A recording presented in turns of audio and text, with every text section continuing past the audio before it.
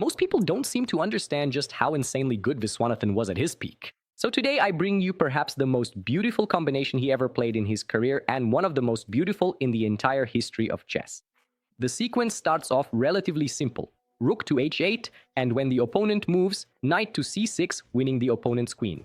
However, when the king moves to f6, you think Anand is just going to win the queen, but Anand plays an insanely complex move, rook to g8. The idea behind this move is to lure the queen to g8, where it will eventually be captured and where it can't defend e7, which is also part of the combination. But if the opponent doesn't take the rook, then rook to g6 will come, followed by queen takes g6, checkmate.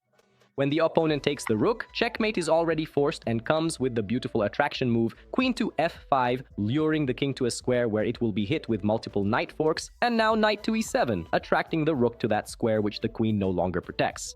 Now that all the pieces have been forced into position, this knight is going to have a field day. Now comes knight to e3, delivering a fork that wins the rook, knight takes rook, delivering another fork that wins the other rook, knight takes rook, delivering a fork that wins the queen, and when the opponent's queen is lost, their king will also be checkmated by force with knight to e7, knight to d5, and pawn to g4, checkmate, which was clearly calculated back at the move rook to g8. Subscribe to the channel for more beautiful combinations like this one.